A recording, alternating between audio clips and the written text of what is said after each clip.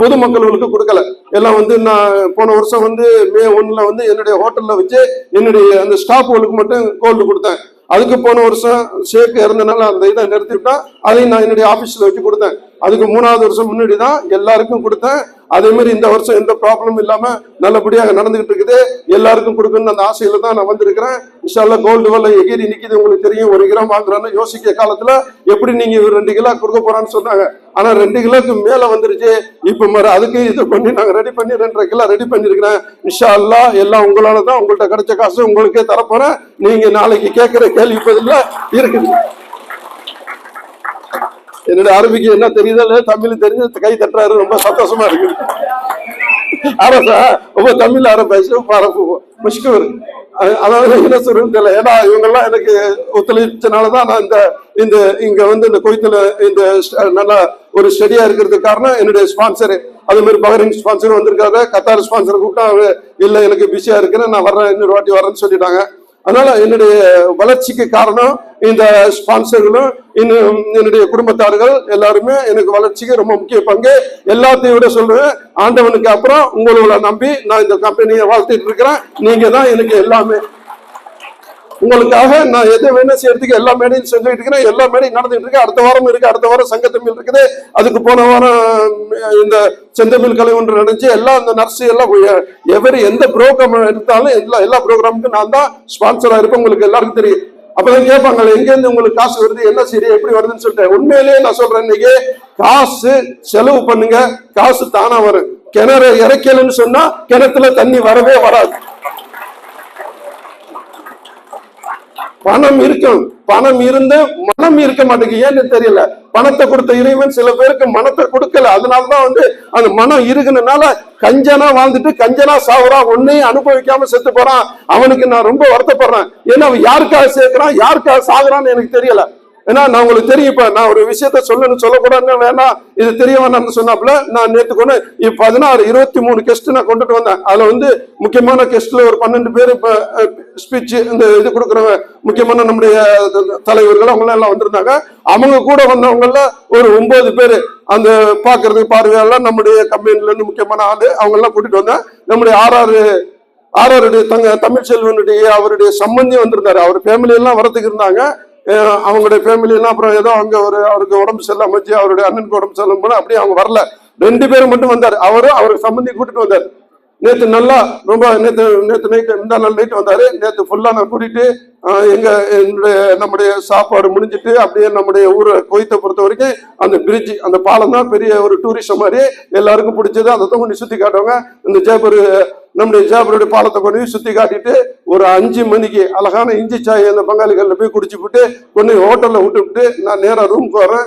8 மணிக்கு எல்லாரும் வந்துருங்க. என்னுடைய நம்ம நாளைக்கு ப்ரோக்ராம் நல்லா அழகா ஒரு இது எப்படி பண்ணணும் எல்லாம் பண்ணணும்னு சொல்லிட்டு நம்ம சரி பண்ணுவோம்னு சொல்லிட்டு விட்டுட்டு வந்த அடுத்த நிமிஷத்துல ஒரு ஆளுக்கு உடம்பு சரியில்லைன்னு சொல்லிட்டு போன் வருது. நான் உடனே என்ன ஆச்சுன்னு சொல்லிட்டு சரி ஜெயக்குமாரையும் நம்ம இதயத்தெல்லாம் அனுப்புறப்போ என்னன்னு இப்ப பாருங்கன்னு சொல்லிட்டு யாருன்னு கேட்டாங்க. ஆர்ஆர் தமிழ்ச்செல்வன் அவருடைய சம்பந்தி, அவர் பொண்ணை கொடுத்த சம்பந்தி அவர் வந்திருக்கிறாரு.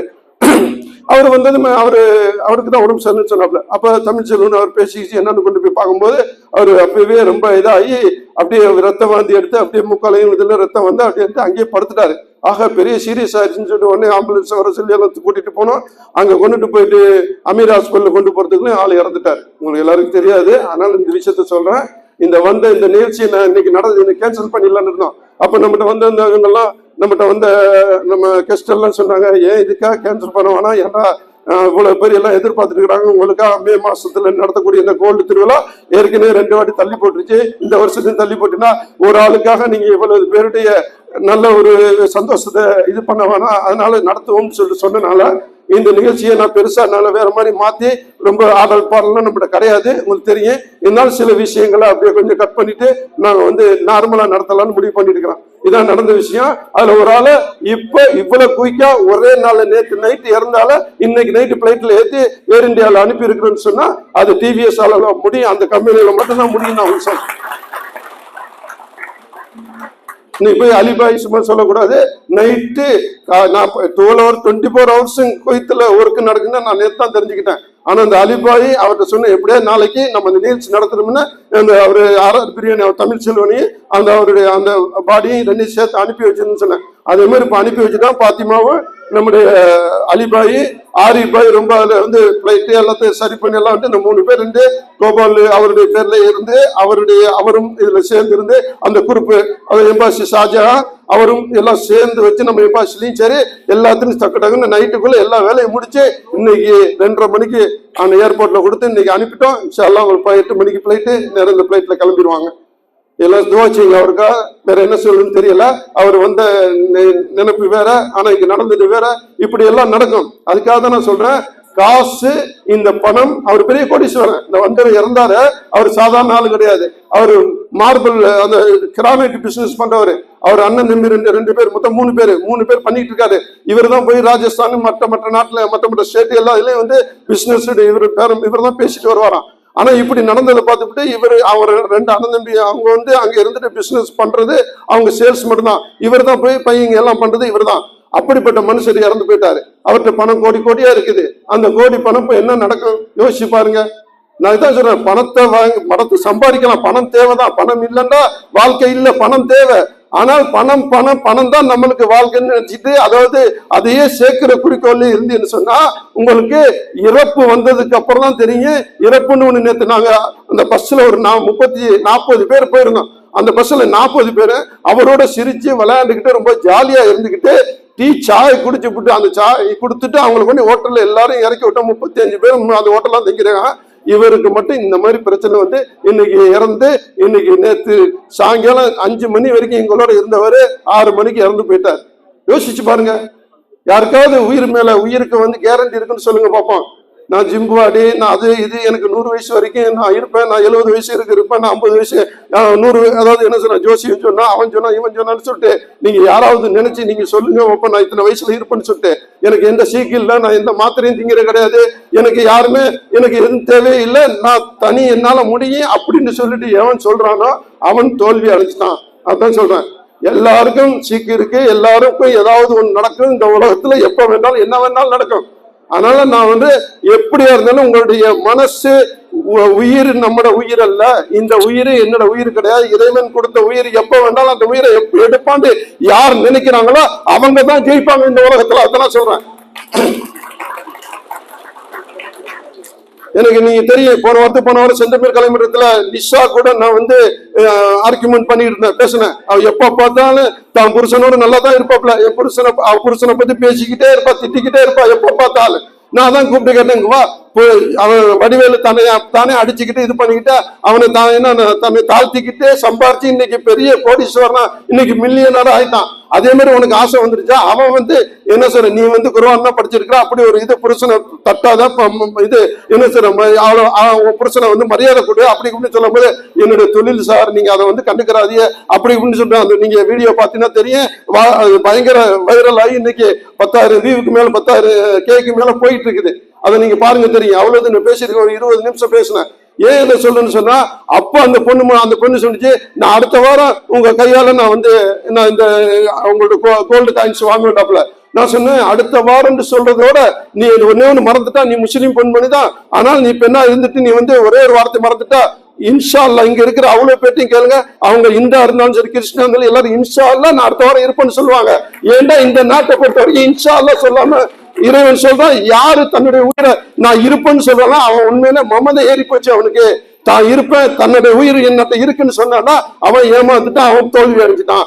அந்த பொண்ணு சொல்லும் போது சொன்ன, ஐயோ நான் மன்னிச்சிரு, நான் தெரியாம சொல்லிட்டேன்னு சொல்லிட்டு அப்ப வந்து காலில் விழுந்துச்சு. அதெல்லாம் நீங்க இந்த வீடியோல பார்க்கலாம். ஏன் நான் சொல்றேன்னு சொன்னா, இறைவன் சொல்றான், நபி எல்லாம் சொல்றாங்க, காலையில எழுந்து உனக்கு மாலை சொந்தம் இல்லை, காலையில நீ வீட்டை விட்டு வெளியே போய் சம்பாதிக்க போயிட்டுன்னு சொன்னா திரும்பி வரும்போது வர்ற வரைக்கும் உனக்கு உயிர் உனக்கு சொந்தம் கிடையாது. அதே மாதிரி நீ மாலையில வந்து நீ தூங்க கிளம்பிட்டு இருந்தா நாளை காலை உனக்கு சொந்தம் இல்லைன்னு சொல்லி நபிகள் சொல்லி இருக்கிறாங்க. இதை யாராவது நீ யோசிச்சு பாருங்க. அதனாலதான் சொல்றேன், நாங்க எப்ப வேண்டாம் ரெடியா இருப்போம். இந்த பணம் அது இது என்ன வேண்டாம் அள்ளி கொடுத்துட்டு போய்கிட்டே இருப்போம். எங்களுக்கு அங்க ஒரு சொர்க்கம் ஒண்ணு இருக்குது, அந்த சொர்க்கத்துக்காக வாழ்வோம்.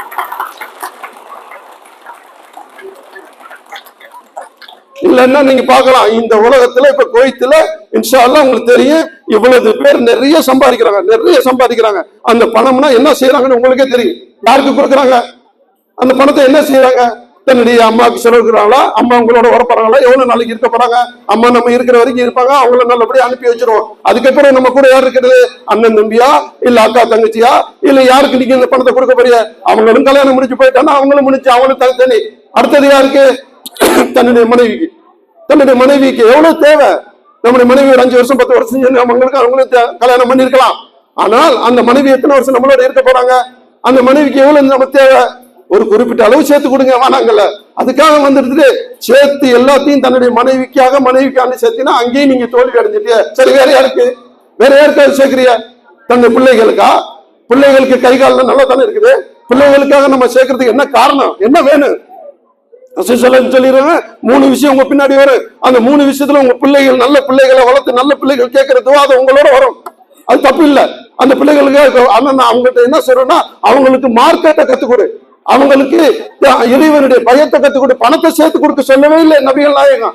சரி, அவங்க பிள்ளைகள் நல்லா படிக்கவே, அந்த பிள்ளைகளுக்கு நல்ல ஒரு வாழ்க்கையை ஏற்படுத்தி கொடு, அவங்க சம்பாதிச்சிக்கிடுவாங்க, அவங்களுக்கு தேவைப்படுறத அவங்க சம்பாதிச்சிக்கிடுவாங்க. நம்ம இந்த பிள்ளைகளுக்கும் பொண்டாட்டிகளுக்கா சேர்த்து வச்சுட்டு இந்த நம்ம அவ்வளவு கம்பி மேலையும் டிரைவரா இருந்துட்டு நம்ம லேபரா இருந்துட்டு அவ்வளவு கஷ்டப்பட்டு விடிய முடிச்சிருந்து அவ்வளவு வேலை பார்த்து இந்த சேர்க்கிற காசு எல்லாம் யாருக்காக நம்ம பேரை கொடுக்க, எதுக்கு தேவையாது? இந்த ஜாக்கிஸ்தான் எடுத்துக்கங்க, அவன் தன்னுடைய பிள்ளைக்காக சேர்த்து வச்சு எல்லாம் இது பண்ணான், அவ்வளவு கோடி பில்லியன் ட்ரில்லியன் கணக்கில் சேர்த்து வச்சான். அந்த புள்ள தெருவில் நிக்குது, கஞ்சாவை அடிச்சுக்கிட்டு பிரவுன் சோரை அடிச்சுக்கிட்டு தெருவில் நிக்குது. பார்த்தான், என் பிள்ளை என்ன தப்பா வளர்த்துட்டேன், என்னுடைய நான் செஞ்ச தொழில நான் தொழிலுக்காக போய் என் பொண்டாட்டி நம்பி விட்டுட்டு போய் நான் இன்னைக்கு என் பிள்ளை இழந்து நிக்கிறேன்னு சொல்லிட்டு எல்லா சொல்லிட்டு அவன் ட்ரஸ்ட்ல எழுதி வச்சுட்டு என் பிள்ளைக்கு கடை எழுதிட்டான். அடுத்த எடுத்துட்டு ஷாருக்கான் எடுத்துக்கிறேங்க, அவனுடைய பிள்ளை என்ன நிலைமையில இருக்கு, எவ்வளவு பிரச்சனை, எவ்வளவு கேஸ். இதே மாதிரி நிறைய பேர் வெளியே வரல, நிறைய செய்தி வெளியே வரல. நம்ம பிள்ளைகளுக்காக அவ்வளவு செலவு பண்றோம், எவ்வளவுதான் செலவு பண்றோம். அந்த பிள்ளைகளுக்கு நம்ம ஏதாவது சேர்த்து வைக்கணும் நினைப்பு வருது, ஆனால் நிறைய சேர்த்து வைக்கணும் அந்த எண்ணத்துல நீ செய்யாதிய. இன்னைக்கு ஆக்சிடென்ட் ஆகுறது, இந்த பைக் வாங்கி கொடுக்கறதெல்லாம் இன்னைக்கு பிள்ளையோட கையும் காலும் போய். தமிழ் செல்வன் சொன்னாரு, என்னுடைய கண்ணு முன்னாடி என் ஊர்ல நிறைய பேர் பைக்கில் ஆக்சிடென்ட் ஆகி செத்துருக்கலாம். இந்த பைக்குங்கிறது பெரிய ஆபத்தான ஒரு வாகனம். 4 வீல் உள்ள ஒரு வாகனத்தை வாங்கி கொடுத்தா கூட அதுல சேஃப்டி இருக்குது. பைக்குன்னு சொல்லிச்சு விலை குறவுன்னு சொல்லிவிட்டு அந்த பைக்கை வாங்கி கொடுத்து எத்தனை பிள்ளைகள் இன்னைக்கு கால் உடைஞ்சு கை உடைஞ்சு ஊனமாவும் இன்னைக்கு ஹாஸ்பிட்டல்லையும் நிறைய எலும்பும் அது முறிஞ்சு கிடக்குறாங்கன்னு உங்களுக்கு தெரியும், எல்லாருக்கும் தெரியும். உங்களுக்கு இதுல யாராவது நடந்தவங்க இதுல யாராவது ஒரு பிள்ளை கண்டிப்பா இருக்கும். இப்படிப்பட்ட சூழ்நிலைனா நம்ம வச்சிருந்து காசுக்காக நம்ம வச்சிருந்து இந்த பிள்ளைகளுக்காக கொண்டாடிகளுக்காக நம்முடைய குடும்பத்துக்காக சேர்த்து இருந்தீங்கன்னு சொன்னா நீங்க கண்டிப்பா நாளைக்கு ஒரு இறப்பு இருக்கு. அந்த இறப்புக்கு பிறகு ஒரு மர்மம் ஒண்ணு இருக்கு, அங்க சொர்க்கம் ஒண்ணு இருக்கு, அங்க நரகம் ஒண்ணு இருக்கு. அதை கண்டிப்பா நம்பணும். நம்பி வாழ்ந்தால் இந்த மாதிரி நல்லதை செஞ்சு நம்ம போறதுக்குள்ளே நல்ல நன்மைகளோட நம்ம போய் சேர்ந்தோம்னு சொன்னா இந்த உலகம் நம்ம இருக்கிறது 50, 60, 70 வருஷம் அதுக்கு அவ்வளவுதான், அதுக்கு மேல கிடையாது. அவர் இறந்து போனவர் நேற்று அனுப்பப்பட்ட ஆள், இன்னைக்கு அனுப்பப்பட்டாலும் 55 வயசு கோடீஸ்வரரு. காசு இல்ல, காசு அவ்வளவு வச்சிருந்து அந்த காசை கொண்டுட்டு போறாரா? ஒண்ணுமே கிடையாது. அவர் கொண்டாடி பார்க்க முடியல. அவர் கடைசி நேரத்துல கொண்டாடி அங்க அழுவுது, அங்க பிள்ளைகள்லாம் அழுவுது, எங்க அப்பாவை பார்க்க முடியாம போயிருச்சு. இப்படிதான் நிலைமை. நம்ம எல்லாம் ஒரு ஆள் 2 வருஷம் 3 வருஷம் இங்க வந்து தங்கிட்டோம், 2 வருஷம் 3 வருஷம் இங்க வந்து தங்கிட்டோம். எப்ப நம்மளுக்கு என்ன நடக்குன்னு தெரியாது. ரோட்டு வெளியே போறோம், எத்தனை கார்கள் வேகமா வர்றான், ஏத்திட்டு போயிட்டே இருப்பான். ஆக்சிடென்டா அவன் செத்து போறோம். நம்ம பிள்ளைகளை பார்க்க போறது இல்லை, நம்ம பொண்டாட்டியை பார்க்க போறது இல்லை. ஆனால் நம்ம செய்யற அமல், நம்ம செய்யற நம்முடைய நல்ல ஏதாவது ஒரு நல்ல விஷயம், நல்ல காரியம், இந்த மாதிரி தர்மம் தானம் இது செய்யற பாருங்க, இதுதான் மனுஷன் நம்ம பின்னாடி வரும்.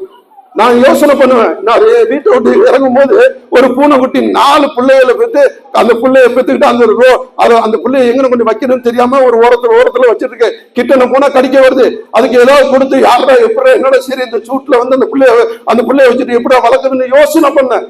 நம்ம தான் பிள்ளைகளை பெற்றுக்கிட்டு அப்படி அவனுடைய தாய் நம்முடைய பாதுகாப்பா இருந்து நம்ம பிள்ளைகளுக்கு இவ்வளவு செலவு பணத்தையும் காசையும் துணியும் அதையும் அனுப்புறோம். அந்த பூனையை பார்த்தேன், அந்த பூனைக்கு சாப்பாடு மட்டும் போதும்.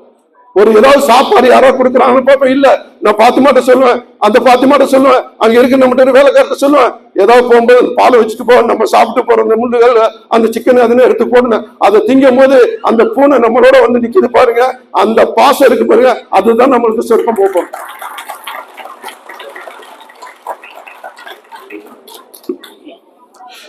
எப்படி சொல்றேன்னு தெரியல, இன்ஷா அல்லாஹ் பேசணும். ஆனா உங்களுடைய தவறு நான் சொல்றேன், இன்னைக்கு லேட் ஆகுறதுக்கு நீங்க தான் காரணம். ஒவ்வொரு மேடையிலும் சொல்றேன், நான் 5 மணிக்கு 4 மணிக்கு நான் இந்த நிகழ்ச்சி நடத்தினா வந்த சீஃப் கெஸ்ட் எல்லாம் 4 மணிக்கு ரெடி ஆயிட்டாங்க. ஆனால் நீங்களும் வந்துட்டாங்களான்னு கேட்டேன். 50 பேர் வந்துக்கிறாங்க, 60 பேர் வந்துக்கிறாங்க, 100 பேர் வந்திருக்கிறாங்க. எனக்கு தெரியும் எல்லாருமே மகரிப்பு பிறகு தான் வருவீங்க. நான் மகரிப்பு பிறகு போட்டுட்டு நான் 9 மணிக்குள்ள முடிக்கணும் சார். 2:30 மணி நேரத்துல என்னுடைய நிகழ்ச்சியை முடிக்க முடியாது. ஒண்ணு இந்த பிரைஸை மட்டும் கொடுத்துட்டு போக வேண்டியா இருக்கும்.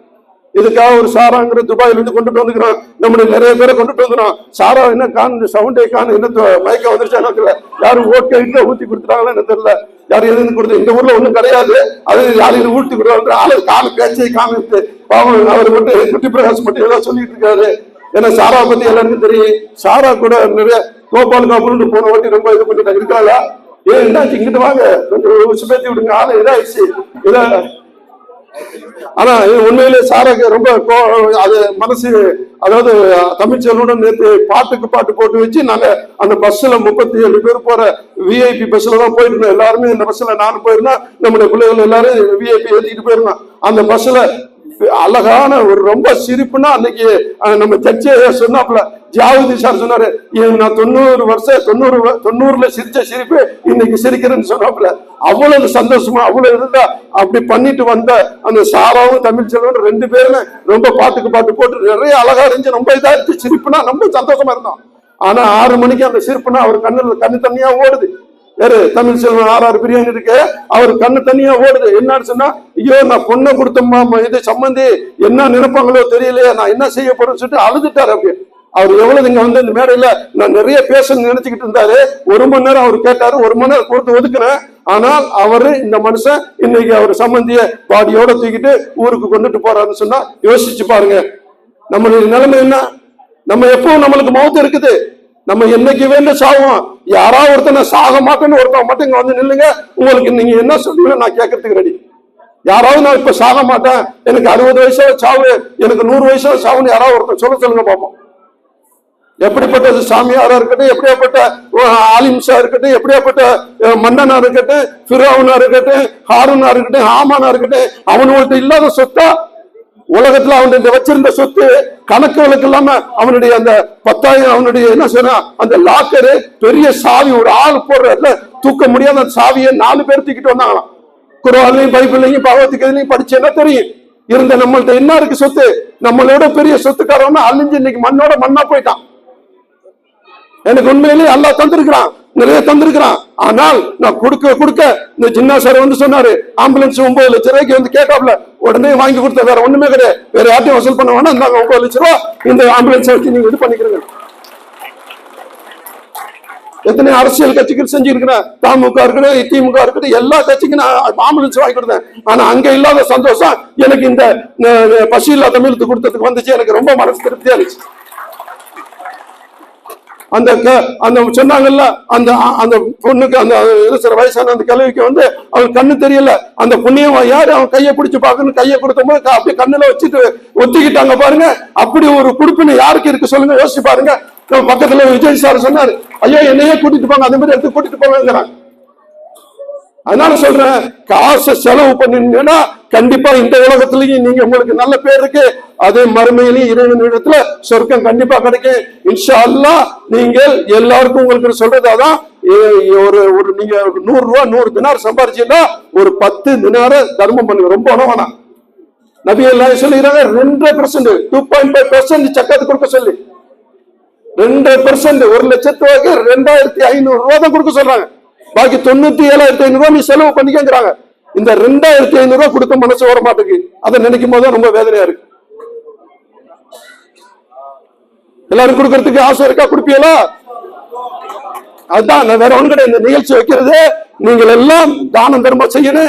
இந்த கோயத்துல ஒரு தமிழ்நாட்டுக்காரங்க இந்த இந்தியன்கள் நல்லா செய்யறாங்கன்னு சொல்லிட்டு உலகம் ஃபுல்லா தெரியணும், நம்ம தமிழ்நாட்டுக்கு தெரியணும். இந்த வந்திருக்கிற விஜயன் எம்பி சாரு அவர் போய் சொல்லணும், கோயத்துல போய் பார்த்தேன், அப்படி உபசரிக்கிறாங்க, அப்படி செலவு பண்றாங்க, அப்படி நல்லா பாத்துக்கிட்டாங்கன்னு சொல்லிட்டு அவங்க வாயால எல்லா பார்லிமெண்ட்ல அவங்களுக்கு அவங்க சொல்ல வைக்கணும். நம்முடைய சார் வந்திருக்கிறாங்க பாருங்க, அவர் சாரு பணம் நிறைய இருக்கு, எல்லாருக்கும் கொடுத்துக்கிட்டு தான் இருக்கிறாப்ல, எங்களுக்கு நிகழ்ச்சிக்குன்னா வந்துருவாப்ல. அவ்வளவு கிறிஸ்டினா இருந்துட்டு பைபிளை படிச்சுட்டு அவ்வளவு பயம் என்ன அதே மாதிரி செய்யறாங்க. அதே மாதிரி நம்முடைய மக்கள்கள்லாம் வந்திருக்கிறாங்க. இன்ஷா அல்லாஹ் அவங்களோட பேச்சு இன்ஷா அல்லாஹ் தொடர்ந்து கேட்கலாம். கொஞ்சம் இருங்க, இந்த பிரைஸை கொடுத்துட்டு அவங்களுடைய இது இருக்கு. முக்கியமா மேஜிஸ்ட்ரி நம்ம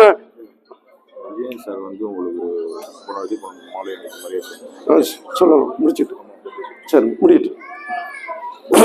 சரியா?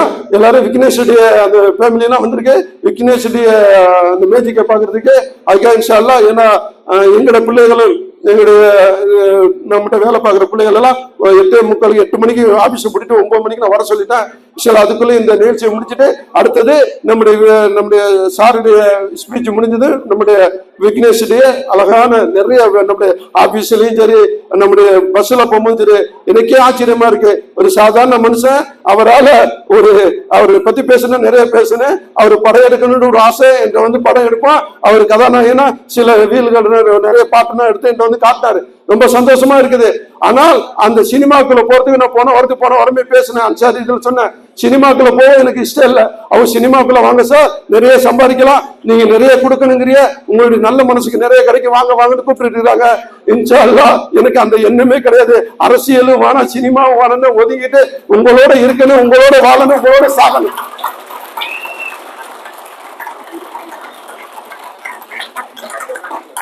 நன்றி நன்றி. அடுத்ததா நம்முடைய இதை கவனிப்போம் இன்ஷா அல்லாஹ். நாளைக்கு தங்க திருவிழா நடக்குது. தங்க காசுனா நாளைக்கு தான் எல்லாருக்கும் கொடுக்கணும். இன்னைக்கு டைம் இருந்தால் சில கேள்வி பதிலுக்கு தங்க காசு கொடுப்போம். நாளைக்கு ஃபுல்லா எல்லாருக்கும் தங்க காசுகளை ஏற்பாடு பண்ணி இருக்கிறோம். வர்ற அந்த சிறப்பு என்ன சொல்றது எல்லா மக்களுக்கும் கேள்வி பதில். இன்னும் நம்மளுடைய எங்க கம்பெனிக்காக வேலை இல்லாமல் அவங்க எனக்கா சில மீடியாக்கள் இருக்கட்டும் நிறைய பேர் நமக்கு வந்து இந்த டிவிஎஸ்க்காக நிறைய உழைச்சிருக்கிறாங்க. யாராவது 50 பில்லு 10 பில்லு 20 பில்லு இந்த பில்லு இருந்தவங்க எல்லாம் கொண்டுட்டு வாங்க, அவங்களுக்கு எல்லாம் தங்க காசு தரணும்னு சொல்லியிருக்கிறாங்க. நிறைய பேர் கொண்டு வந்திருக்கிறாங்க. அவங்களுக்கும் கொடுத்து எல்லாருக்கும் கொடுத்து என் மன நிறைவோட என்னுடைய வாழ்க்கை முடியணும் அந்த எண்ணத்தோட நான் வாழ்ந்து நான் இன்ஷா அல்லாஹ் உங்களுடைய எல்லாருடைய துவாவும் எனக்காக இது பண்ணுங்க. இன்ஷா அல்லாஹ் உங்களுடைய துவாவோட என்னுடைய உரை முடிக்கிறேன். வாகி தவன் அல்ஹம்துலில்லாஹி ரப்பில் ஆலமீன். அஸ்ஸலாமு அலைக்கும்.